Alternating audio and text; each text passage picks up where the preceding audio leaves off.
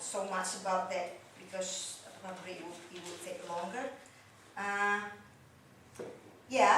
So in this economic and situations, politically,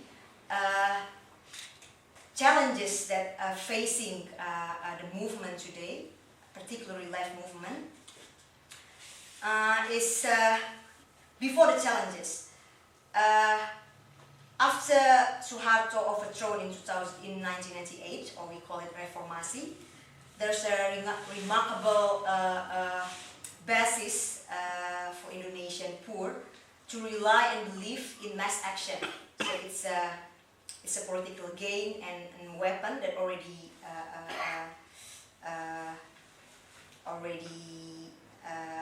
there, or as a conscience of the people. And also organization. There's so much mushrooming of a local organization, independent organization everywhere after 1998. So it also gives a basis for participation of the people, popular participation of the people. So this is the remarkable gain that we should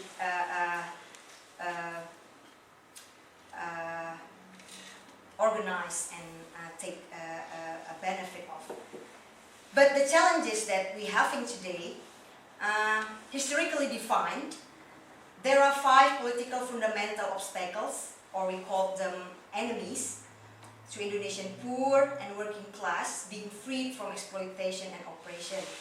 They are the government of imperialist agents, the remnants of new order manifested in Golkar party. Actually, it's like a re-establishment or a reconsolidation of the old or new order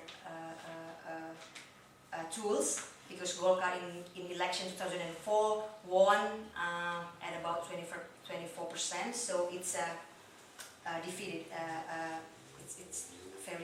It's a hard situation. And also the military, and then the fake reformist bourgeoisie, and also the reactionary militia. The fake reformist bourgeoisie is like the new forces like PDIP, or PDIP is a Megawati Soekarno Putri party. It's a very common and well known as an opposition party today. But and also some other party who emerged after 1998. They promised to bring Indonesian people and having more clean government and also anti-corruption and things like and things around 1998 demands. But all of them cheat the demand, so that's why we call them, or we identified them as a fake reformists, because they never fulfilled the promise of 1998 reformasi agendas. And also this reactionary militia, as you know, there's many consolidated religion-based militia who oppose, who maintaining the campaign of anti-communist, and also Sharia law and around that issues. So the return to power of New Order remnants and military leaders whose hands are stained with the blood of students and other grassroots activists in the 90s is a defeat for the democracy movement. 2 of these military leaders, retired Generals Prabowo and Wiranto, and their political parties, have succeeded in becoming candidates in the coming presidential election, and their parties have received numerous seats in the parliament. All the parliamentary and presidential candidates are trying to deceive the people today with promises for measures for poverty eradication. But poverty eradication cannot be achieved with a radical break with imperialist domination of Indonesia's politics and economy, and this radical break is only possible with massive mobilization of the people. But this is not what the capitalist politicians want. Instead, the leading opposition candidates, Yusuf Kalla and Megawati, engage in demagogy about national economic self-sufficiency or calls for protectionism. This is their key campaign today against Yudhoyono, the so-called, the one and only neoliberal candidate. previously supported incumbent President Yudhoyono neoliberal economic policy with Yusuf Kala and Megawati, so there's no basic fundamental differences. There is no section of the Indonesian bourgeoisie that has the will or interest in breaking with imperialism. All of them are dependent upon the foreign capital of the developed capitalist nations. They are all competing to be the best ally of the imperialists. In social and historical terms, this is that we consider very important. It is impossible for the Indonesian elite bourgeoisie to create a truly sovereign nation state. The capitalist elite do not have the capacity to overcome the country's problem, even through social democracy or reformasi.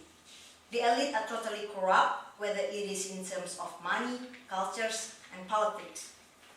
The 2009 election revealed the facts that the elite capitalist parliamentarian candidates pay the poor to get mobilized, for example, or give them support, this parliamentary candidate support.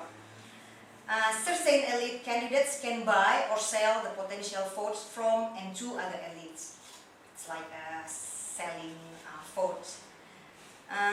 After the April parliamentary election, several failed candidates even took back some materials, donation they had given to the community who considered support them. Yeah, it's also happened. And several others who lost and went bankrupt, losing their minds and went to mental hospital. It's also happened.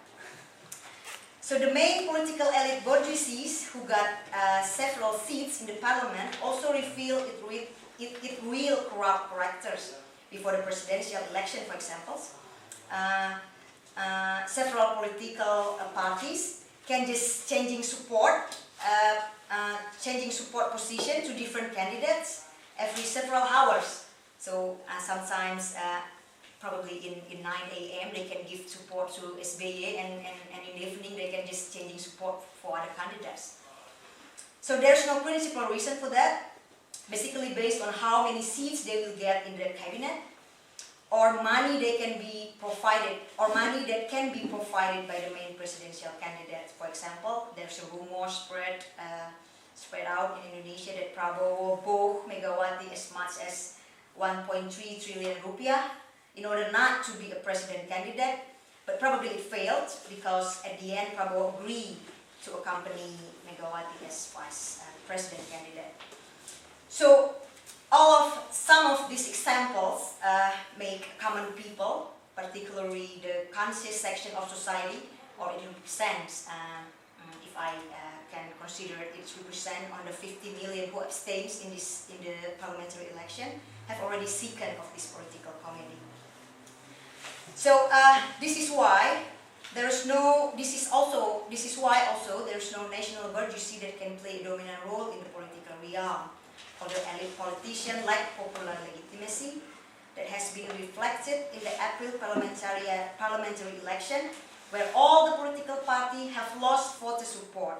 Yudhoyono Democratic Party, for example, received only 20% of the 106 million valid votes.